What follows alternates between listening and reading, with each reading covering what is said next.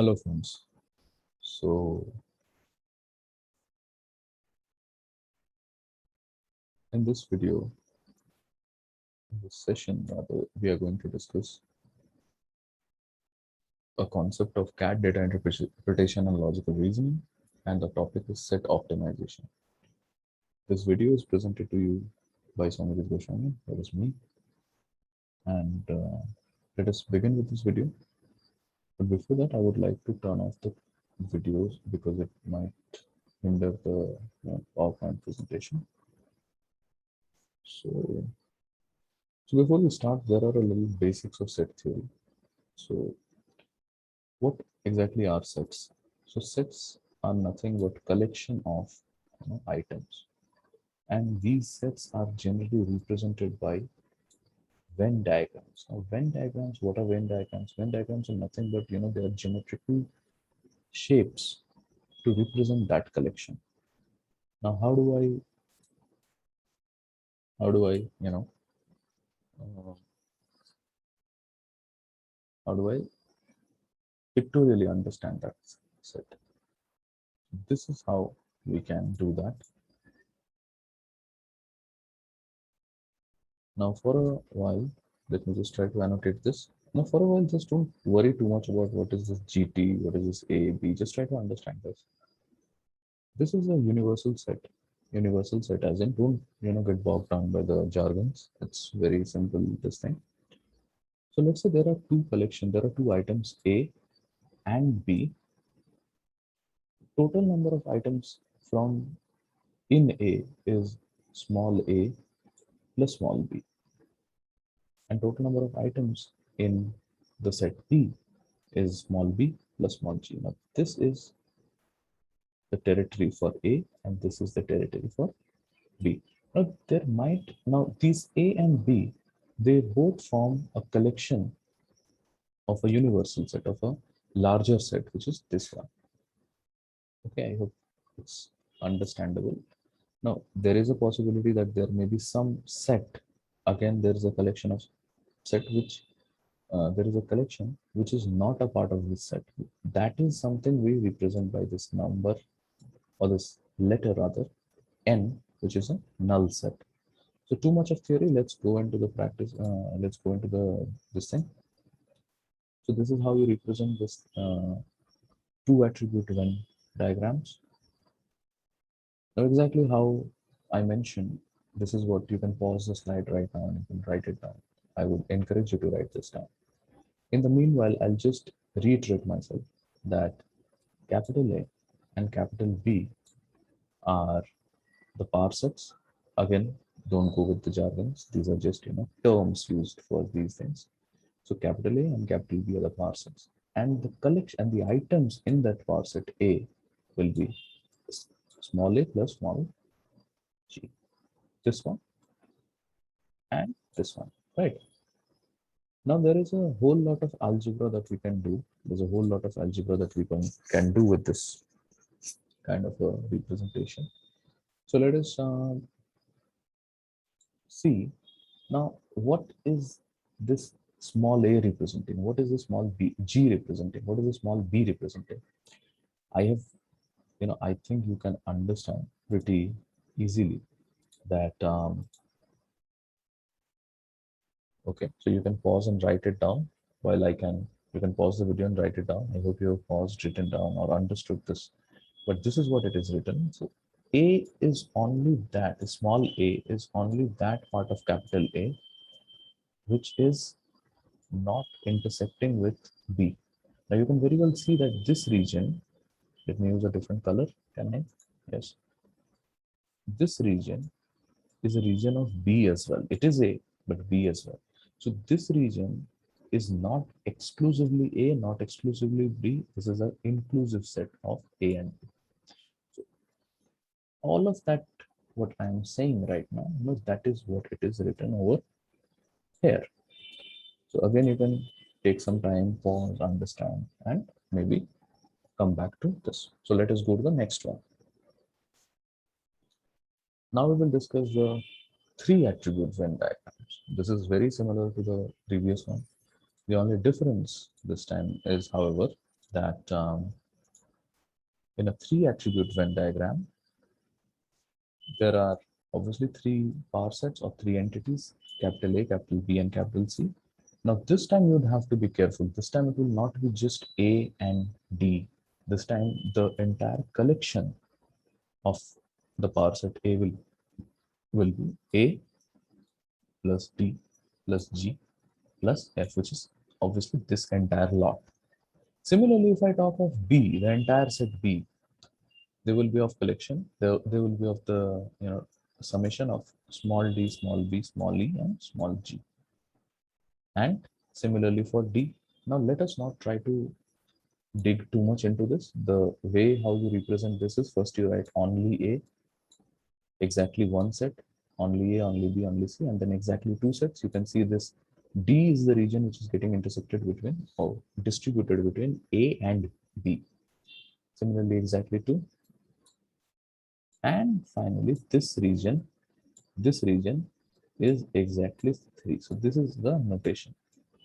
So exactly 1 we will represent by this, exactly 2 we will represent by this. These are just notations, term notations.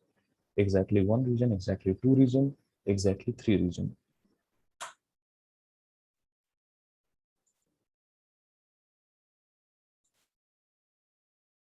Now you can pause it right now and you can try to, again, I'd encourage you to pause the slide right now and try to write the thing on your own.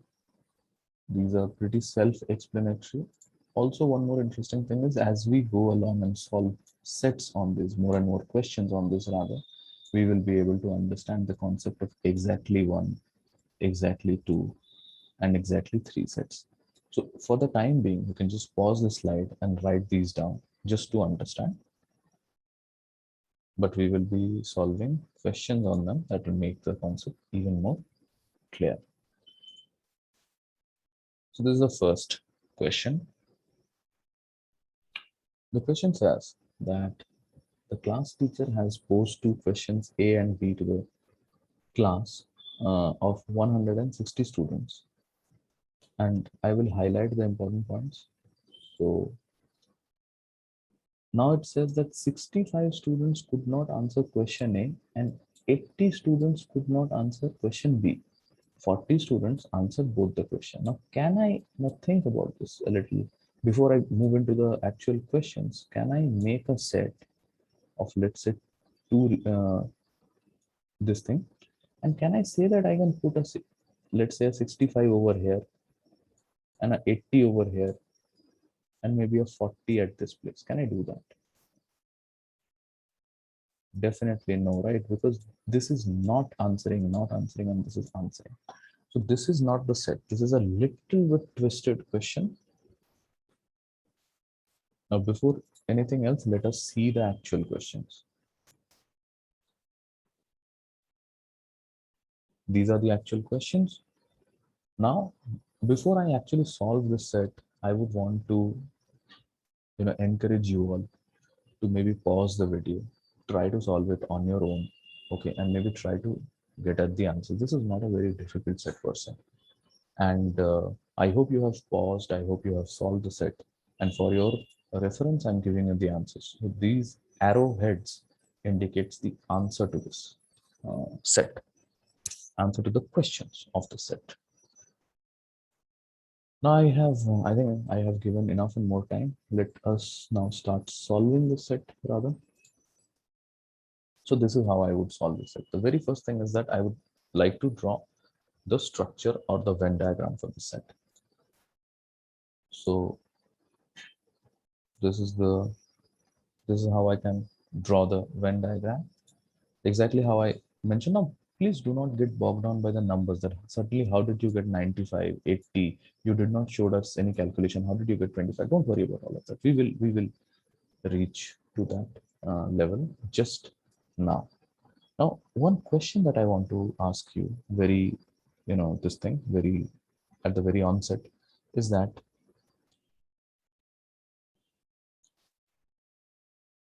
just try to understand that the total number of student is 160. And if I say that 65 students are not answering question A. So can I not outrightly subtract 65 from 160? Can I not outrightly subtract? So these are the number of people. Can I do the calculation? Obviously, so the answer is the 95, right? So the 95 I will write as the collection for A.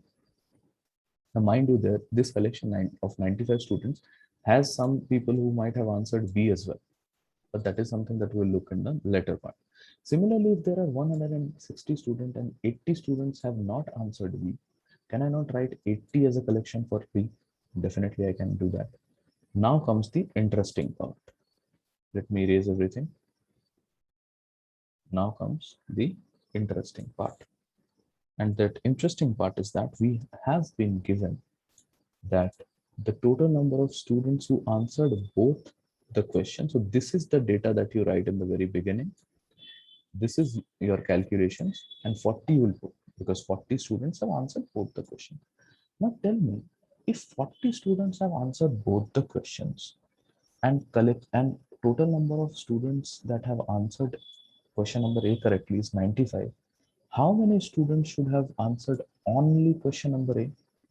But obvious, right? 55. A very simple mathematics. Similarly, 40 students have answered question number B. Now, if you sum it up, if you add all of them, you get 135 as your answer. Okay, 40 and 40, 80 plus 50 is 130 plus 5 is 135. 135. Now, please understand, there is 160 people who answered questions either correctly or incorrectly, but I'm only getting 125. So where is my next 25 people? So these 25 people are the null set person. This is what I meant by null set. So these are the number of people who have not answered any of the two questions. Not one question, not two question, not both of the question, none of the question they have answered. So this is how I represent this thing.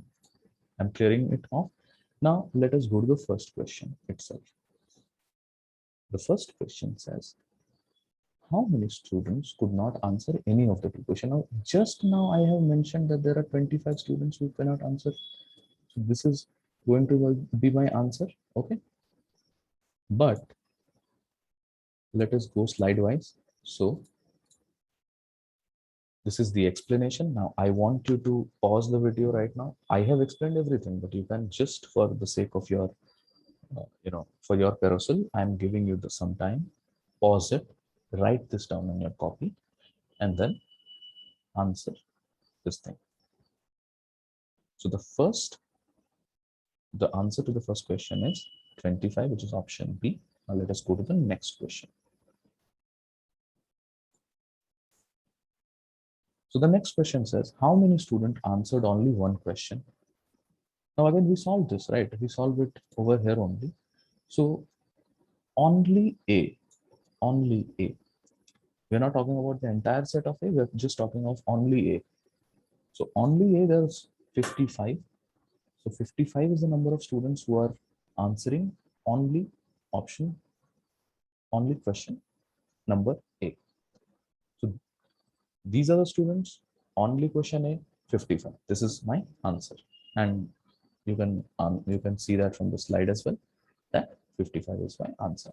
Now let's go to the third one, a bit tricky one, but let's see if we can solve this. So the third question basically says that how many students could not answer exactly one question. Now I would want you to pause for some time. Answer this question on your own. This is an interesting one. So pause and try to answer. This is a very interesting question. Okay, this is the only question that if you get in a, let's say in an exam condition, in a maybe section test, this is the question which can actually, if you're a beginner, if you're an advanced player, not to worry too much, but if you're a beginner, this question can, put you off this, rack for sometimes. Now, before I explain it, this thing. I'm not going to look into the explanation, but I'm going to explain everything to you verbally. But for your perusal, you can pause the slide and try to write this, try and write this down on your copy. But let me explain to you what is happening over here. The question says, could not answer exactly one question. Now, what we will do is we will subtract exactly two and exactly one. So what is the region of exactly one? So this is the region of exactly one. Exactly one is the number of students who are, not able to answer, right? This region is exactly two. Please understand this. This is very interesting. So if I add these two regions, I will be able to get 95. But this is where the catch happens. This is where the catch happens. There's an there's an even more interesting way of solving this question. So let's say I have 160 students,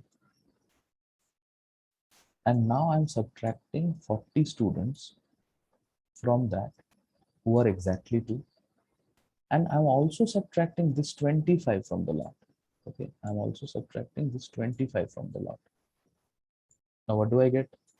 Obviously 5 I get. Okay, 65. 10 minus 5 is 5, so this is 5, and so this is going to be a 95, right? 160 minus 65 is 95. So 95 is my answer. Can you understand what is it we do? Okay, I'll try to explain it again if you just could not answer it, and or if you could not understand it. So I am trying to change the color.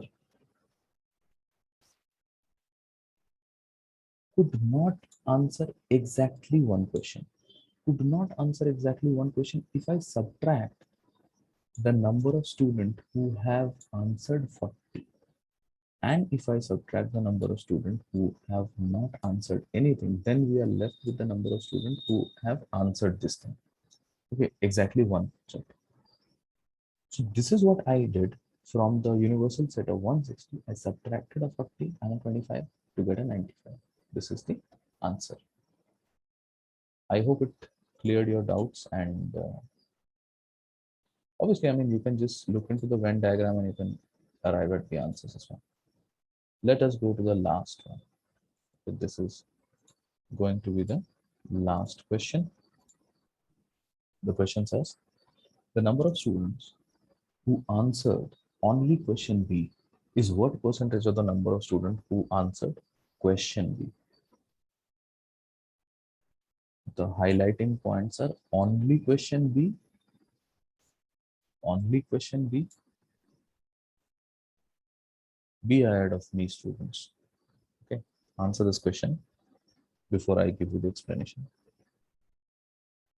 Two questions.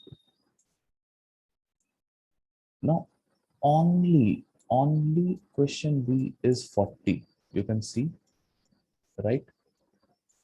And the total number of students who answered question B is 80. This outlandishly gives you 50%.